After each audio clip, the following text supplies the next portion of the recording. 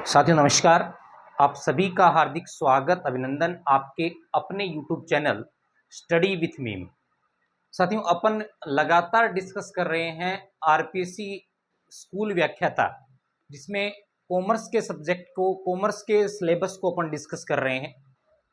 आज की शुरुआत मैं एक क्वेश्चन के साथ करूंगा, जो क्वेश्चन आपका आया हुआ है, जो लास्ट अपना एग्जाम हुआ था 12/10/2022 का जो एग्जाम था, लास्ट फर्स्ट ईयर का एग्जाम, फर्स्ट ग्रेड का जो एग्जाम था, उसमें क्वेश्चन आया हुआ था। वहां से मैं शुरुआत करूंगा। आप अंदाजा लगा लोगे कि आज अपन किस टॉपिक पर डिस्कस करने वाले हैं। क्वेश्चन आपका ये आया था कि जमा और नाम चिट्ठी, जिसको अपन किस नाम से जानते हैं साथियों, इसको अपन बोलते हैं क्रेडिट और डेबिट नोट के बारे में आपसे पूछा गया है। क्रेडिट और डेबिट जो नोट है उसे आप क्या बोलोगे? वो बिजनेस के लिए, वो अपन कह सकते हैं अकाउंटेंट के लिए स्रोत प्रलेख है, सोर्स डॉक्यूमेंट है, सब्सिडरी वाउचर है, सेकेंडरी वाउचर है या वाउचर है। इनमें से ऐसा एक क्वेश्चन अपन से पूछा गया था। आज की क्लास में अपना जो टॉपिक रहने वाला है वो इसी से रिलेटेड रहने वाला है। आज हम डिस्कस करने वाले हैं इंपॉर्टेंस डिफरेंस बिटवीन, किन किन चीजों के बीच में अपन बात करेंगे। अपन बात करेंगे सोर्स डॉक्यूमेंट यानी स्रोत प्रलेख और प्रमाणक क्या है, इन दोनों में कोई अंतर है या दोनों सेम ही है। उसके बाद अपन इसके आंसर पर पहुंचेंगे। लास्ट क्लास में मैंने आपको एक चीज बताई थी, वो थी लेखांकन प्रक्रिया।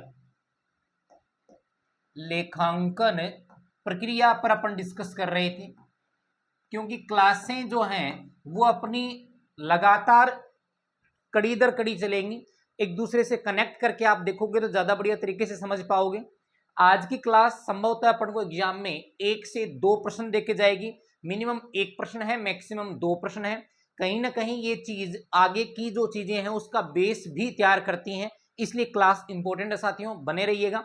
देखिएगा, लेखांकन प्रक्रिया में सबसे पहली चीज मैंने आपको बताई थी कि सबसे पहले आर्थिक जो व्यवहार है, आर्थिक जो व्यवहार हैं, उन आर्थिक व्यवहारों को पहचानने का काम किया जाता है, आइडेंटिफाई करने का काम किया जाता है। सेकंड में स्टेप में मैंने आपको बताया था इन व्यवहारों को क्या किया जाता है, दर्ज किया जाता है। और दर्ज करने का जो काम है वो कहां किया जाता है साथियों? जर्नल में किया जाता है। कहां किया जाता है? जर्नल में किया जाता है। मेरा आपसे इंपॉर्टेंट क्वेश्चन ये है कि व्यवहारों को जर्नल में दर्ज किसकी सहायता से किया जाता है? मैं एक नया क्वेश्चन आपके सामने पुटअप कर रहा हूं, व्यवहारों को जर्नल में दर्ज किसकी सहायता से किया जाता है? मेरा ऑप्शन नंबर 1 सेम रहेगा, स्रोत प्रलेख। ऑप्शन नंबर 2 रहेगा प्रमाणक, वाउचर। ऑप्शन नंबर सी रहेगा, इसके अलावा अपन कह सकते हैं खाता बही। ऑप्शन डी रहेगा, आप इनमें से कोई भी ऑप्शन उठा सकते हो, द्वितीय प्रमाणक। तो यहां अगर बेस्ट ऑप्शन की अपन बात करें तो जर्नल में जो लेखा किया जाता है साथियों, उसका आधार होता है प्रमाणक, वाउचर। वाउचर जो है उसकी सहायता से जर्नल में व्यवहारों को क्या किया जाता है? दर्ज किया जाता है। तो आपको यह बात समझनी होगी कि दर्ज करने के लिए क्या तैयार किए जाते हैं? प्रलेख तैयार किए जाते हैं। सॉरी, प्रलेख नहीं, प्रमाणक तैयार किए जाते हैं। इंपॉर्टेंट बात है, जब प्रमाणक इंपॉर्टेंट है तो फिर स्रोत प्रलेख क्या है, उन चीजों में आज अपन डिफरेंस समझने का प्रयास करेंगे। इंपॉर्टेंट बात अपन डिस्कस करेंगे कि कहां से किस टाइप के क्वेश्चन बन सकते हैं। साथियों, पहले इस प्रश्न का मैं उत्तर दे देता हूं। नाम और जमा चिट्ठी, ये इनका संबंध होता है जो माल आपने खरीदा था उधार में, अगर वो आप वापिस कर रहे हो, या जो माल आपने बेचा था वो माल आपके पास वापिस आ रहा है, उस समय ये माल रिटर्न करने से संबंधित जो भी डॉक्यूमेंट तैयार किए जाते हैं एट द टाइम, उन डॉक्यूमेंट्स को अपन बोलते हैं डेबिट और क्रेडिट नोट्स। कौन सी चीज कब तैयार की जाएगी इस पर बात करेंगे, लेकिन इनका संबंध किसके साथ होता है? स्रोत प्रलेख के साथ होता है। तो आज अपना जो टॉपिक क्या रहेगा, आप हेडिंग लगा सकते हो। आज अपन 2-4 चीजों पर डिस्कस करेंगे। सबसे पहले चीज अपन डिस्कस यही करने वाले हैं, स्रोत प्रलेख क्या होते हैं। स्रोत प्रलेख, जिसको अपन इंग्लिश में बोलेंगे सोर्स डॉक्यूमेंट।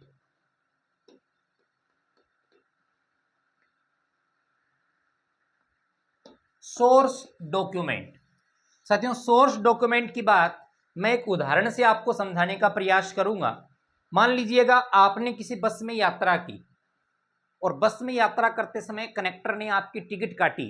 वो टिकट उस आर्थिक व्यवहार का मतलब आपने बस की सेवा ली, बदले में सामने वाले को आपने जो भुगतान किया उसके बदले में उसने तुरंत आपको जो टिकट दी है वो उस आर्थिक घटना का, उस आर्थिक व्यवहार का प्रूफ हो गया।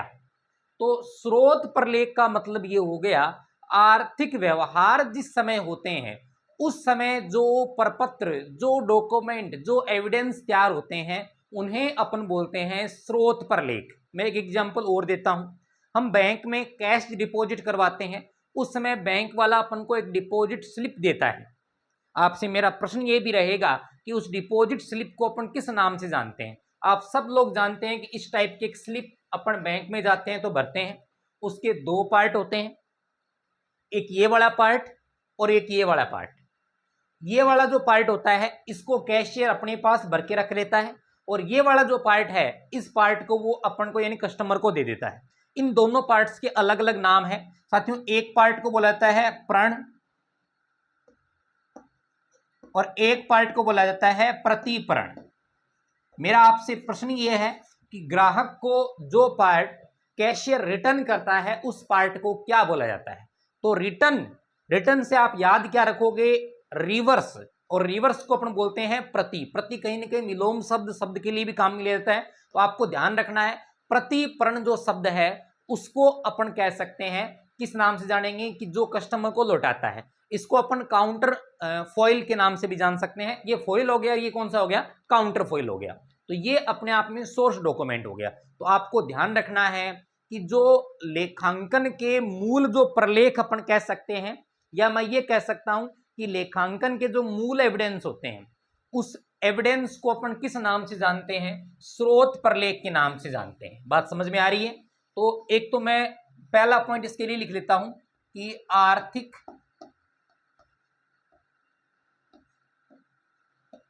व्यवहार के समय जो तैयार दस्तावेज होते हैं, जो उस आर्थिक घटना के प्रूफ होते हैं, उनको अपन स्रोत प्रलेख बोलते हैं। साथियों आपको ध्यान रखना है, स्रोत प्रलेख को बोला जाता है लेखांकन के मूल प्रलेख। क्या बोला जाता है, देखिएगा इस प्रश्न का भी जो मैंने प्रश्न लिखा था उसमें मैंने ऑप्शन दे रखे थे। सहायक प्रलेख एक ऑप्शन मैंने दे रखा था कि जो गौण कह सकते हैं या द्वितीय प्रलेख बोल सकते हैं। तो आपको ध्यान रखना है, स्रोत जो प्रलेख है वो लेखांकन का क्या कहलाता है, मूल प्रलेख कहलाता है। मूल प्रलेख कहलाता है। क्लियर, लेखांकन का कौन सा प्रलेख कहलाता है, मूल प्रलेख कहलाता है। और ये किस समय तैयार किया जाता है, जिस समय आर्थिक घटना क्या हुई थी, घटित हुई थी, उसी समय ये तैयार किया जाता है। अगली बात, अपने लिए स्रोत प्रलेख से संबंधित इंपॉर्टेंट क्वेश्चंस कौन कौन से इसके एग्जांपल्स है जहां से पूछे जा सकते हैं। कुछ एग्जांपल्स मैं लिख रहा हूं, उनको अपन को समझना बेहद जरूरी है। एक शब्द मैं लिख रहा हूं साथियों, बीजक, और इसी का एक दूसरा शब्द लिख रहा हूं मैं, बिल। बीजक को इंग्लिश में बोला जाता है इनवॉइस। बीजक को इंग्लिश में क्या बोला जाता है, इनवॉइस। और बिल को इंग्लिश में बिल ही बोला जाता है। दोनों में क्या डिफरेंस है, एक एग्जांपल से मैं आपको समझाता हूं। ये ए है, ये पार्टी बी है। साथियों ए ने माल बेचा बी को, ए ने माल बेचा बी को, और कैसे बेचा, उधार में बेचा। ए ने बी को माल बेचा उधार में। ऐसी कंडीशन में जो विक्रेता है वो क्रेता को जो चीज भेजेगा मूल स्वरूप में वो क्या कहलाएगा, बीजक कहलाता है। उधार विक्रय पर विक्रेता द्वारा तैयार किया जाने वाला प्रपत्र क्या कहलाता है, उत्तर आएगा बीजक। क्लियर, सेम चीज, बी ने ए से माल खरीदा, ऐसी स्थिति में बी को, किसकी बात कर रहा हूं, ऐसी स्थिति में जो बी नाम का बंदा है उस बी को जो प्रलेख प्राप्त होगा ए से, अब ए ने बी को अपनी ओर से क्या भेजा, बिल भेजा, बीजक भेजा, वही डॉक्यूमेंट ए के लिए तो हो जाएगा बीजक, और सेम चीज किसको रिसीव हुई है, बी को, बी क्रेता है, बी के लिए वही चीज क्या हो जाएगी, बिल हो जाएगी। अब प्रश्न कैसे बनेगा, उधार माल क्रय करते समय जो प्रपत्र क्रेता को प्राप्त होता है तो इसकी लैंग्वेज में उत्तर आ जाएगा बिल। उधार माल का विक्रय करते समय विक्रेता जो डॉक्यूमेंट तैयार करता है उत्तर क्या आ जाएगा, बीजक। सेम चीज के दो जो अपने ऑप्शन बन रहे हैं, इंपॉर्टेंट ये है, लाइन को जरूर पहचानिएगा, उससे प्रश्न क्या पूछा जा रहा है ये क्लियर है। बीजक आपको समझ में आ गया, बिल आपको समझ में आ गया, ठीक है, ये पॉइंट भी आपने नोट डाउन कर लिए होंगे। और कौन से टॉपिक से अपन से प्रश्न पूछा जा सकता है, अगला एक इसका एग्जाम्पल मैं ले रहा हूं, वो है साथियों कैश मेमो। कौन सा है, कैश मेमो, यानी रोकड़ मेमो आपसे पूछ ले।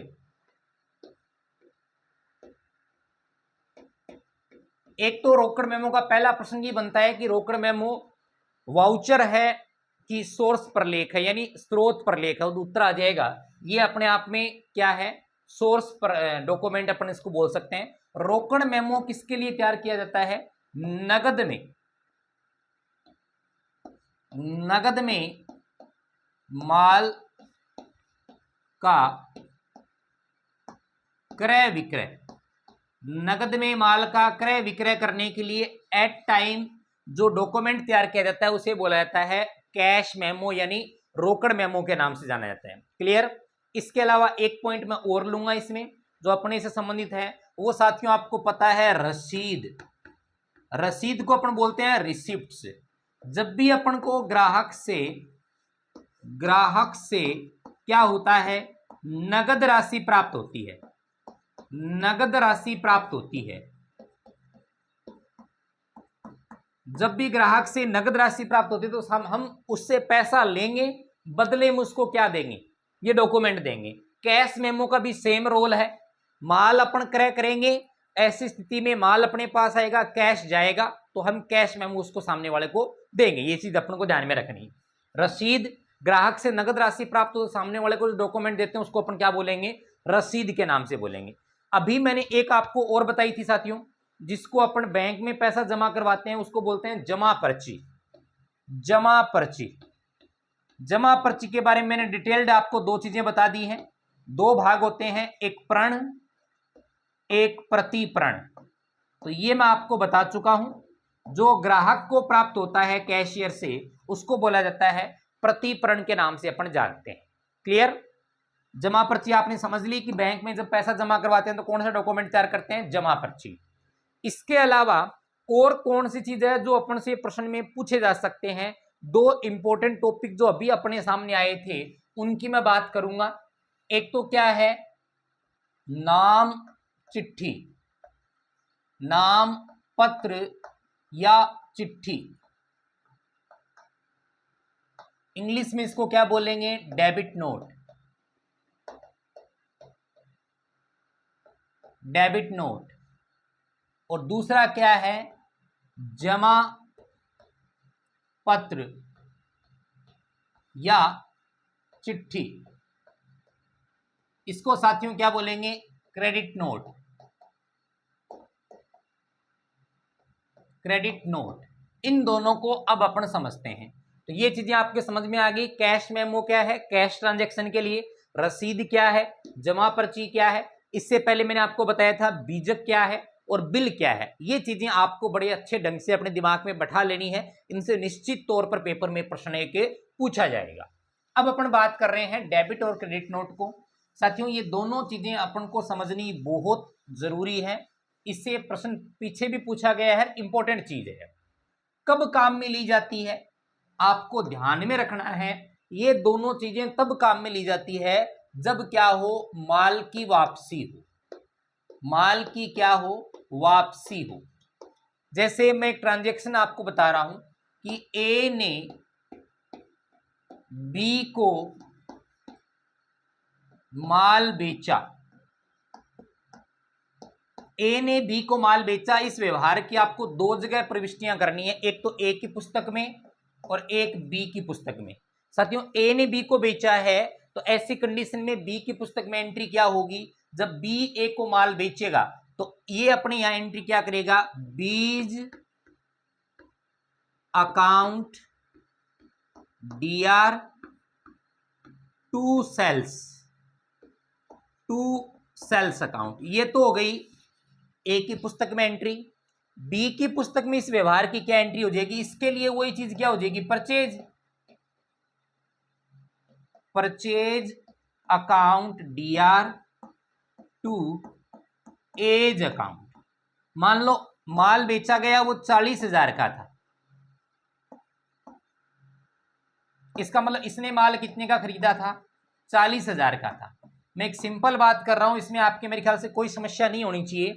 ये ए की पुस्तक में एंट्री होगी क्योंकि ए ने बी को माल बेचा, ये बी की पुस्तक में प्रविष्टि होगी क्योंकि बी ने ए से माल खरीदा।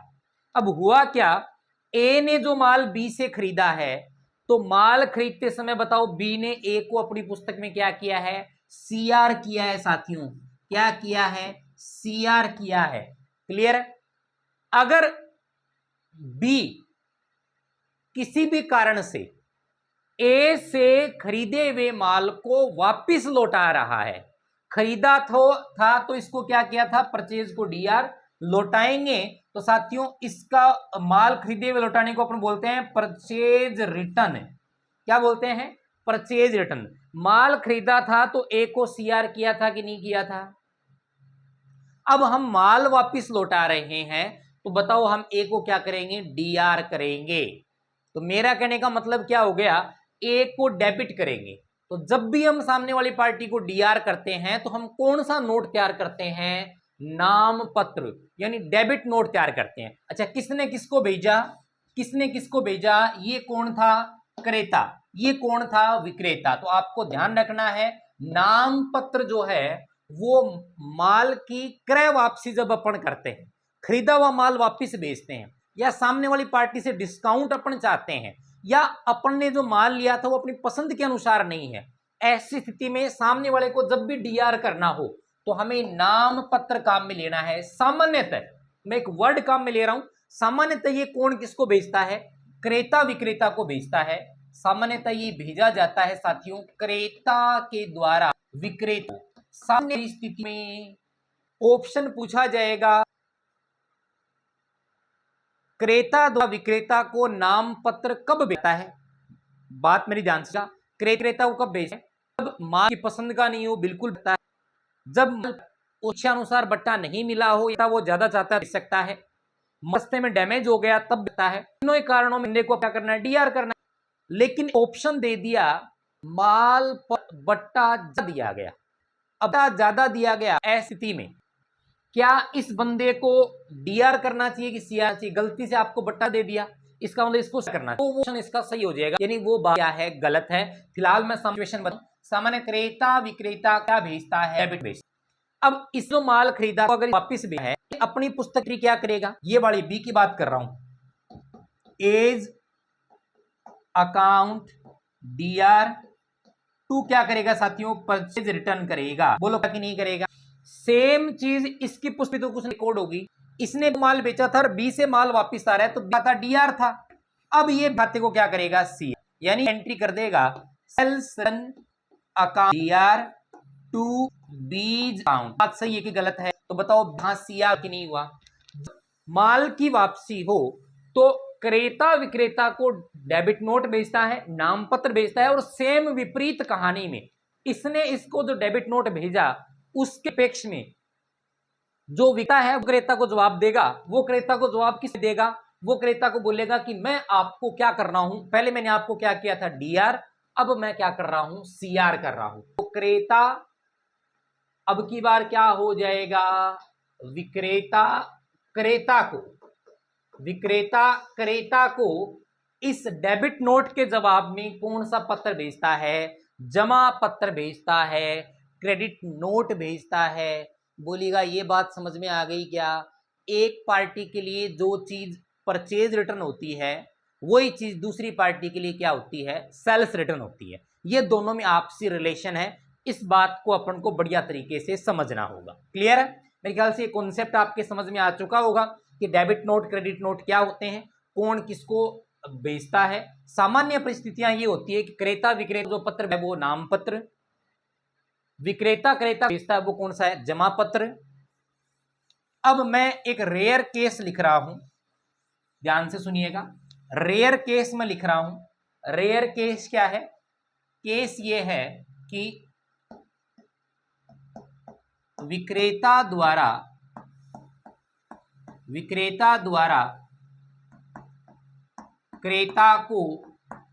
क्रेता को नाम पत्र भेजा जाएगा।